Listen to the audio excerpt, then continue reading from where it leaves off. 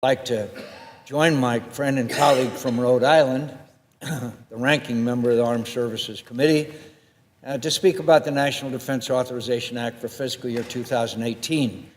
The Senator from Rhode Island, his hard work on the NDAA, I remain appreciative of the thoughtfulness and bipartisan spirit with which he approaches national security issues. He is a great partner, and this legislation would not be possible if it were not for his contributions and leadership. In June, the Senate Armed Services Committee passed the National Defense Authorization Act unanimously by a vote of 27-0. During that process, the committee considered and adopted 277 amendments that were offered by Republicans and Democrats, some with very spirited debate and discussion. I'd like to thank each of my fellow members of the Armed Services Committee. A vote of 27-0 is something we can be proud of. I'm tremendously proud of the committee's work. The bill, as I mentioned, passed unanimously this year for the first time in 5 years. I was especially proud of the way my colleagues worked to overcome differences, respect each member showed for each other, and the common commitment to supporting our service members and helping our military achieve its mission. And now, we're prepared to consider the legislation on the floor under an open amendment process that will allow all senators to have their voices heard.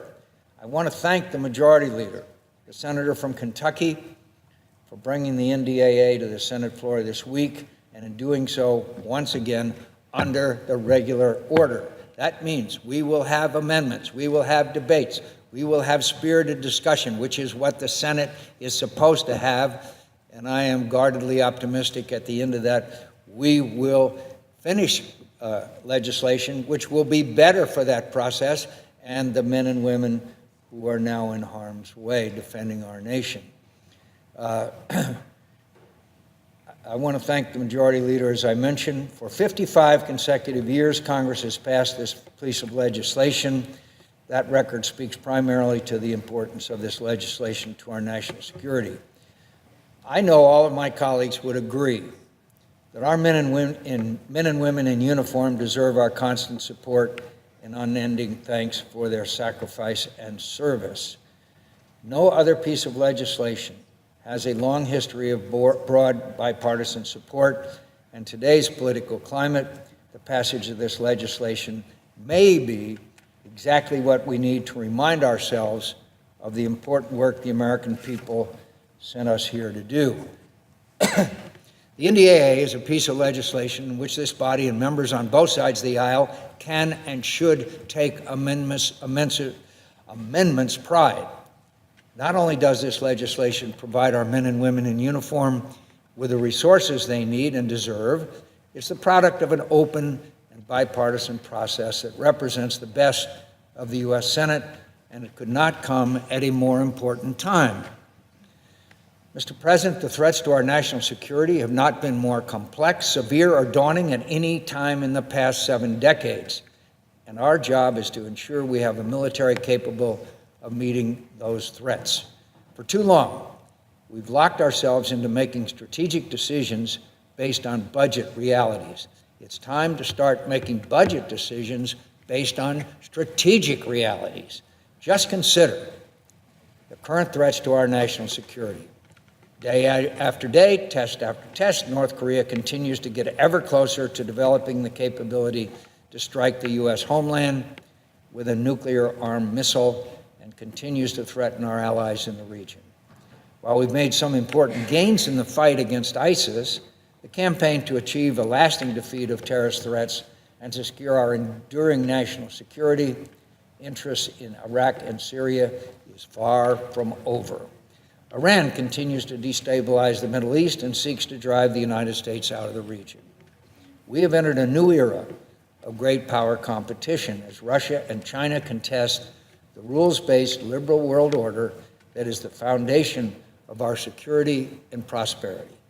Every day, we learn more about Russia's asymmetric capabilities, from cyber attacks to disinformation campaigns, even as they modernize their military, occupy Crimea, destabilize Ukraine, and threaten our NATO allies. Meanwhile, China continues to militarize the South China Sea and modernize its own military at an alarming rate. And we must not forget that we are a nation at war, with thousands of our soldiers, sailors, airmen, and Marines deployed in harm's way in Afghanistan and Iraq and around the globe. And yet, as dangerous these and other foreign threats are, perhaps the greatest harm to our national security and our military is self-inflicted. I repeat, self-inflicted. It is the accumulation of years of uncertain, untimely, and inadequate defense funding, which has shrunk our operational forces, harmed their readiness, stunted their modernization, and as every single member of the Joint Chiefs of Staff has repeatedly testified before the Committee on Armed Services, put the lives of our service members at greater risk. I want to repeat that, Mr. President. Every one of our leaders, military in uniform, has said, because of what we've done with the so-called sequestration, has put the lives of our service members at greater risk. Don't we have an obligation not to do that? And now we're paying the awful price. This summer alone, 42, I repeat, 42 service members tragically perished in accidents during routine training operations. On June 17th, 7 sailors were killed when the USS Fitzgerald collided with a container ship off the coast of Japan. On July 10th, a Marine KC-130 crash in Mississippi killed all 16 troops on board. On August 21st, 10 sailors perished when the USS McCAIN collided with a tanker near Singapore. On August 25th, an Army Black Hawk helicopter went missing during a training mission off the coast of Yemen, and 1 soldier died. Just last week in Nevada, 2 Air Force A-10 aircraft crashed into each other. Thank God the pilots safely ejected, but the planes were lost at a cost of over $100 million. For the 2 Pacific Fleet naval collisions, ship repairs are estimated to cost more than $500 million. The lives lost in each of these incidents were priceless. Over the past 3 years, a total of 185 men and women in uniform have been killed in non-combat accidents. During the same period, 44 service members were killed in combat. The bottom line is this, and I want all of my colleagues to concentrate on what I'm about to say. We are killing more of our own people in training than our enemies are in combat. And we were warned about this. We were warned. We were warned by our senior defense and military leaders and by many of us in Congress. Earlier this year, Secretary Mattis testified, and I quote, "No enemy in the field has done more to harm the combat readiness of our military than sequestration." Secretary Mattis went on to say, quote, "We are no longer managing risks, we are now gambling." Now it is clear that we're not only gambling with our ability to fight and win wars, we're also gambling with the very ability of our troops to operate safely during peacetime. In that same hearing, General Dunford, I would remind my colleagues, the chairman of the Joint Chiefs of Staff, described what is at stake if we continue down the path of budget cuts, saying, and I quote, "In just a few years, if we don't change the trajectory, we will lose our qualitative and our quantitative competition advantage, and the consequences will be profound." Mr. President, those are not my words. They're the words of the senior general officer in the United States military. Each of our military service chiefs has testified time and again before congressional committees about the dangers of sequestration, Budget Act level spending, and repeated continuing resolutions. The Chief of Naval Operations, Admiral Richardson, testified, quote, 8 years of continuing resolutions, including a year of sequestration, have driven additional costs and time into just about everything that we do. The disruption this uncertainty imposes translates directly into risks for our Navy and our nation. General Neller, Commandant of the Marine Corps, said, Sequestration impacts on key modernization programs will have catastrophic effects on achieving desired capabilities to defeat emerging threats and will place an unacceptable burden on legacy programs. The Air Force Chief of Staff, General Goldfein, has testified, quote, repealing sequestration, returning to stable budgets without extended continuing resolutions, and allowing us the flexibility to reduce excess infrastructure and make strategic trades are essential to success. And Army Chief of Staff General Milley has said, quote, candidly, failure to pass a budget, in my view, both as an American citizen and Chief of Staff of the United States Army, constitute professional malpractice. Professional malpractice. He added, a year-long CR or return to the Budget Control Act level funding will increase risks to our nation and will ultimately result in dead Americans on a future battlefield. We need look no further than all of the recent training accidents, collisions, and crashes for evidence that these warnings and concerns were well placed, and the troubling signs were there. Failure to meet training requirements and fulfill safety certifications has become all too common in the force, especially the United States Navy. Recent reporting details a troubled state of affairs. The GAO found that 37%, that's well over one-third, of the training certifications for U.S. Navy cruisers and destroyers based in Japan are expired, technically meaning they're not prepared. The USS McCAIN had expired training certifications for 6 out of the 10 key warfare missions areas prior to its collision. The USS Fitzgerald had expired certifications for all of its 10 mission areas. And lest anyone think that the Navy is the only service facing troubling readiness statistics, I'll remind my colleagues that only five out of the 58 Army brigades and 4 of the 64 Air Force squadrons are combat ready. There's plenty of responsibility to go around for the determined state of our military. The Senate Armed Services Committee will continue to hold hearings and conduct rigorous oversight of these military readiness challenges, looking at everything from command responsibility to readiness standards to training culture within our military. We will continue seeking explanation for the causes of these incidents, corrective actions to remedy these causes, and accountability from leadership. And yet, we can't ignore Congress's role and our responsibility. Years of budget cuts have forced our military to try to do too much with too little. As we've asked our military to maintain a high operational tempo with limited resources, we know what has suffered: training, maintenance, readiness, effectiveness, and the lives of too many brave young service members. But despite the abundant evidence that our military faces a readiness crisis that's putting lives at risk, this body voted just last week to put the Department of Defense on yet another continuing resolution for the start of fiscal year 2018. We know that continuing resolutions cause a great deal of harm to our military. Just last week, Secretary Mattis sent a letter to Armed Services Committee detailing the detrimental effects of a continuing resolution.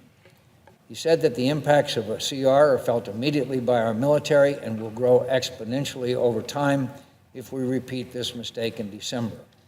In the next 3 months, the Navy will delay ship inductions and reduce flying hours. The Army will postpone maintenance. The Air Force will limit execution of infrastructure funding, and all services will delay training and curtail recruitment, leaving, according to Secretary Mattis, critical gaps in the workforce skill set. Mr. President, I'd like to ask, will be included in the record a letter from Secretary Mattis outlining his concerns. Without objection. The vote we took to begin this year on a continuing resolution locks the Department of Defense into last year's funding level. It prevents them from reprogramming funding to meet emerging needs. It prohibits the start of new programs to modernize for future threats. And perhaps worst of all, a continuing resolution mandates a level of spending that is $89 billion less than the fiscal year 2018 funding level authorized in this legislation. When the Senate voted to put the Department of Defense on a continuing resolution, it voted in favor of the status quo for our military, where more service members are dying in accidents than in all the wars we are fighting combined. Last week's vote signaled that the current undeniably degraded state of our armed forces is just fine with us. It was irresponsible and unacceptable. We must all do better. Pentagon leaders must make clear-eyed assessments and ask for what they fully need, and this body must provide the resources required. That is the only way to stop gambling and restore readiness. And this is the bare minimum we owe to the brave men and women who fight to defend this nation. That's why this legislation is more important and vital than ever. The NDAA delivers the resources, equipment, and training our men and women in uniform need to meet the increasingly complex challenges of today's world. It begins the process of truly restoring readiness and rebuilding our military. The Defense Authorization Bill authorizes a base defense budget that, together with the administration's request of $8 billion for other defense activities, supports a total defense budget of $640 billion in funding for the Department of Defense and the national security programs for the Department of Energy. The legislation also authorizes $60 billion for overseas contingency operations. In total, this legislation supports a national defense top line of $700 billion. The funding is critical to begin addressing the readiness shortfall and the modernization crisis currently facing our military. With our adversaries investing heavily in their own militaries and developing future warfighting capabilities intended to erode our military advantage, we can't wait any longer to recapitalize our forces and restore our capabilities. The national defense top line in this legislation is significantly higher than the administration's budget request. It's worth considering why, in committee, more than one-quarter of the members of this body, senators of both parties and of all political stripes, voted for a higher defense top line. The answer is simple. Today's national security threats demand more resources. While not every crisis has a military solution, our military remains an indispensable aspect of America's ability to project power and provide the framework for global stability and security. The problem is that funding to meet these national security threats and challenges have been constrained by the arbitrary caps of the Budget Control Act. Members from both sides of the aisle have acknowledged that the Budget Control Act simply does not allow for adequate spending on national defense. While altering the Budget Control Act or the spending caps is outside of the jurisdiction of the Armed Services Committee, the committee has expressed its support in this legislation for the unconditional repeal of the Budget Control Act. Congress must summon the political courage to admit that this legislation has failed, rise above politics, and fix it. The Budget Control Act has not achieved its intended purpose of reducing the deficit, and for years it has prevented Congress from providing our military service members with the resources they need. This cannot continue. I tell my colleagues, this cannot continue. We can and must do better. Under the Budget Control Act, defense spending for fiscal year 2018 would be capped at $549 billion. That's $54 billion less than what the President requested for defense and $91 billion less than what the Armed Services Committee supported. The members of the Armed Services Committee agreed unanimously that any defense budget at that level would be inadequate and unacceptable. That has been reinforced time and again over the last several years in testimony from senior military and civilian defense leaders who have come before our committee with warnings of the danger of the BCA spending caps and sequestration.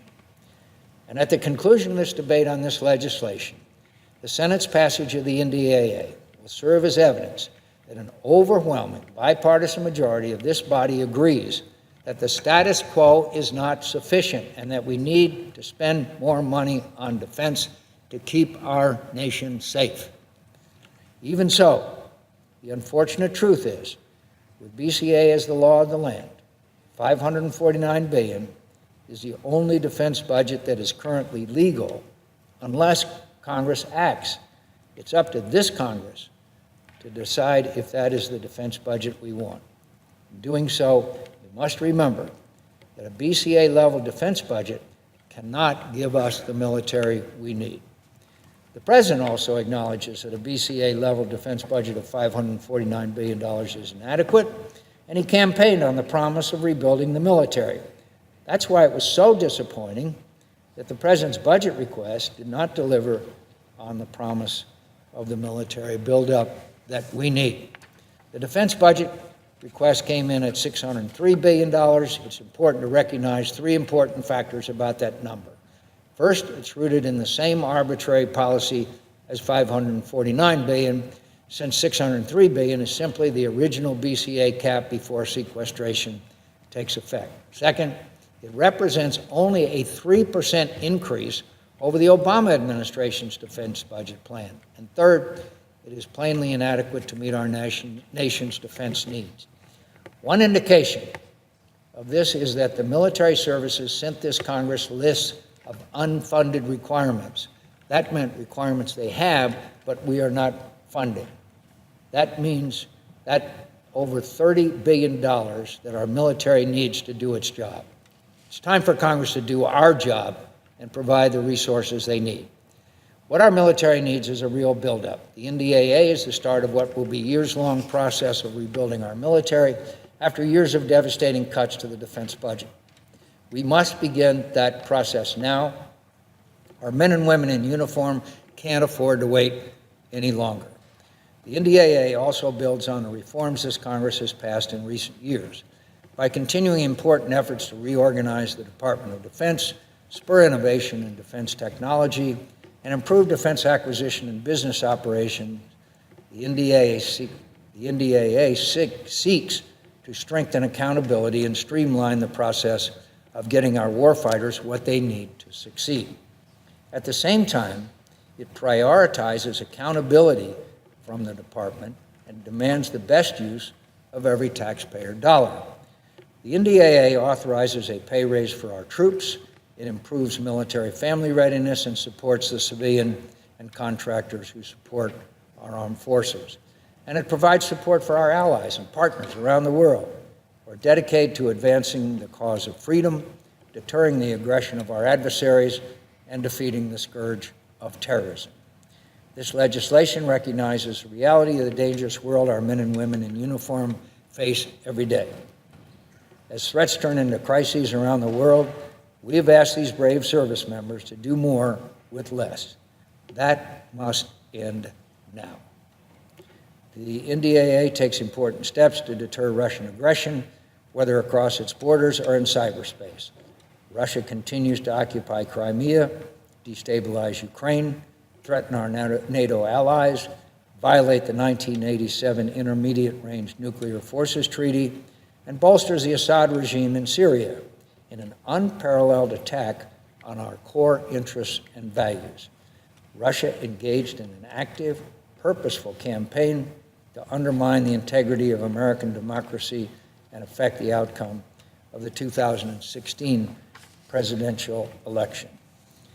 The legislation authorizes nearly $5 billion for the European Deterrence Initiative to bolster U.S. capabilities in Europe and support our regional allies who feel the constant threat of revanchist Russian aggression. It also authorizes $500 million to provide security assistance to Ukraine, including the defensive lethal assistance the Ukrainians need to defend themselves. And the legislation authorizes $65 million for a research and development program on a ground-launched intermediate-range missile in order to begin to close the capability gap opened by the Russian violation of the INF Treaty without placing the United States in violation of the treaty. In supporting the fight against resurgent terrorism in the Middle East, the NDAA authorizes $1.8 billion in funding for counter-ISIS efforts via the train and equip programs in Iraq and Syria. To support the continued mission in Afghanistan, the legislation authorizes $4.9 billion for the Afghanistan Security Forces Fund. Importantly, the The NDAA also authorizes 4,000 additional visas through the special immigrant status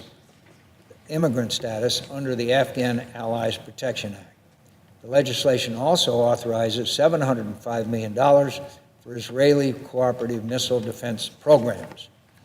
The NDAA authorizes the Secretary of Defense to establish the Asia-Pacific Stability Initiative, a funding mechanism that has the potential to reshape the U.S. approach to this important region, reassure our allies and partners, and send a resounding message to our potential adversaries about the strength of our commitment.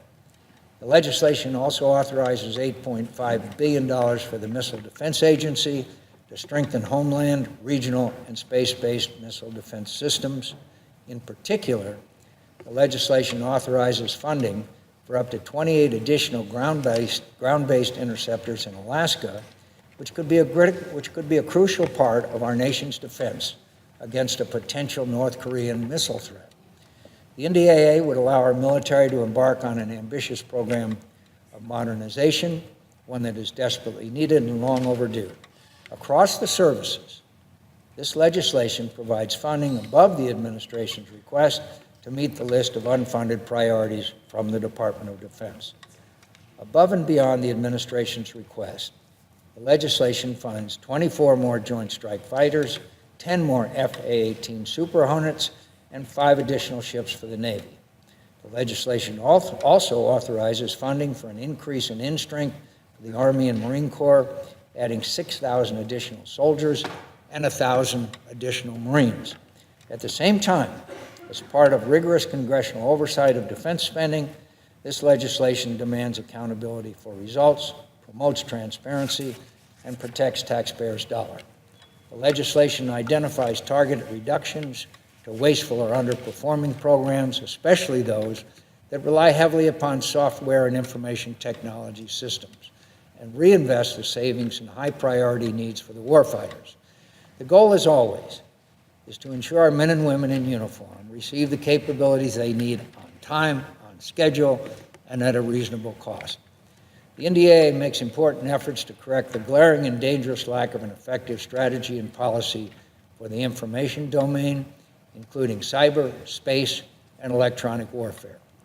Without a sufficient response to previous congressional calls for a comprehensive strategy from the executive branch, the NDAA establishes a U.S. policy for cyber deterrence, cyber response, and cyber warfare.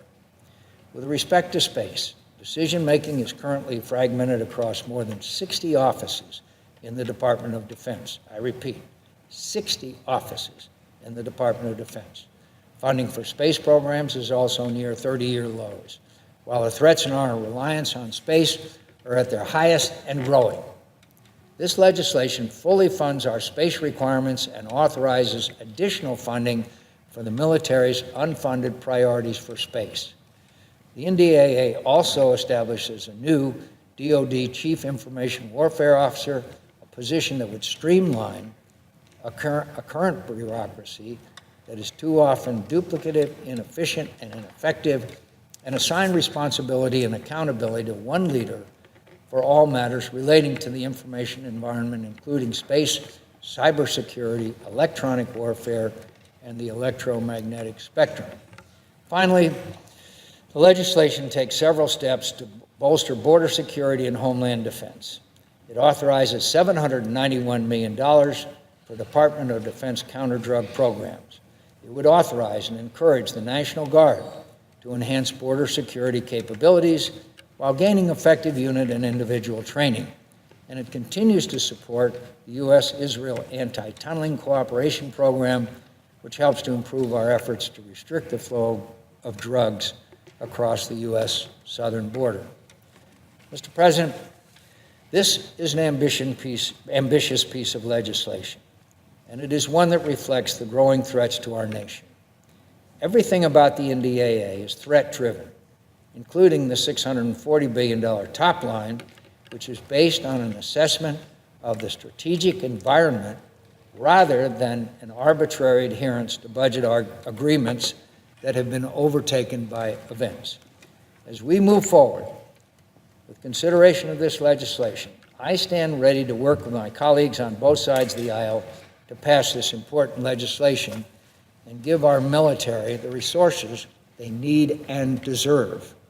We ask a lot of our men and women in uniform, and they never let us down. We must not let them down. Their service represents the best of our country, and this Congress should always honor their sacrifice.